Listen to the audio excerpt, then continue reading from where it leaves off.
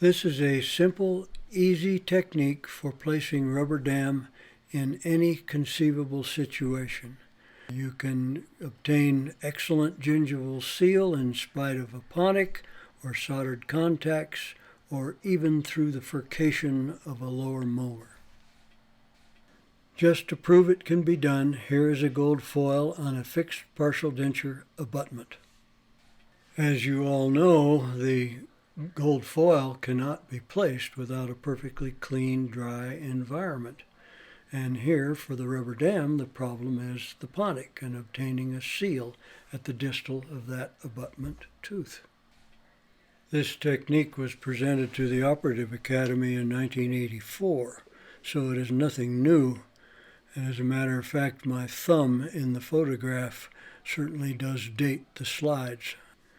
One night about 40 years ago, after tearing the dam with a burr that day, I got to wondering if there wasn't some way to patch it, like my fishing waders with tire patches, rather than replace the dam.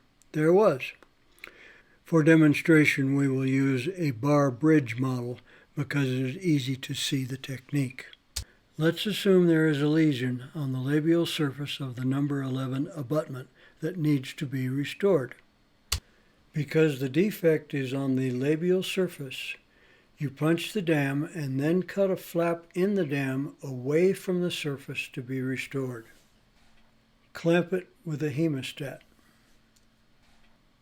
Attach a length of dental floss to the flap, and there is a trick to tying floss to the dam.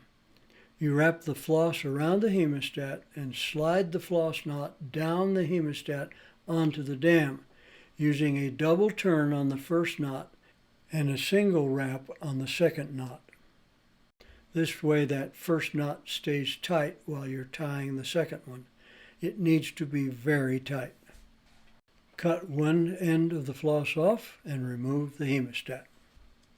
You now have floss attached to the flap. Cut out a patch from the other side of the dam, which is slightly bigger than the flap. This is methyl cyanoacrylate glue.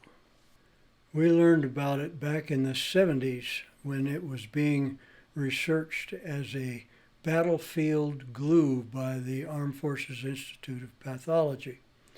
It is available in stores such as Home Depot, where it is called super glue or Loctite. We were warned that it really did stick tissue together, but our lab tech didn't believe it, so he put a drop between his thumb and forefinger, and we separated those fingers with a scalpel. So use this material with the utmost caution. Do not spill it. Do not get excess in the mouth. You can glue a tongue to a cheek. You can do bad things with this stuff, so use it very, very carefully. Put a little glue on the end of a cotton stick and apply it around the periphery of the hole that was created by the flap. Glue the patch over the hole, but don't let it get attached to the flap itself. You are now ready to apply the rubber dam as you normally would. Run the floss underneath the pontic and then pull the flap through to the far side.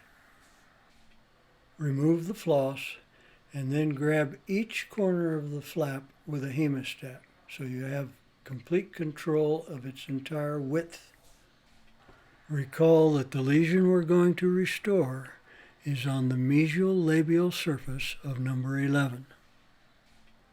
Apply a little glue again to a cotton stick and cover the patch underneath the flap. Then as you glue the flap down, stretch so that it is tight around the gingival area of the tooth in question.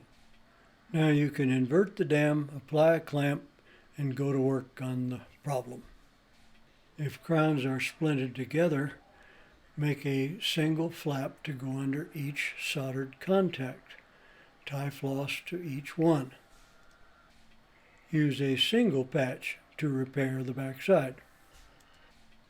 cut a flap for whatever is required, if it's 1 or 2 pontics, whatever the size of the problem might be. Here is a lower molar where one of the roots has been resected. You can still apply a dam to repair the defect. In the old days, if a furcation of a lower molar became involved with a periodontal defect, we would open that furcation up in order to try to make it cleansable. They almost always decayed, so here the dam has been applied through the furcation of the lower molar in order to repair that margin.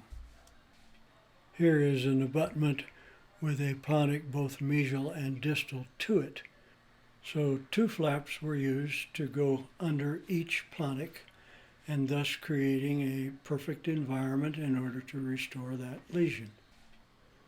That's the end of the story. I hope you will find this useful to aid you in providing your patients with excellent restorative dentistry.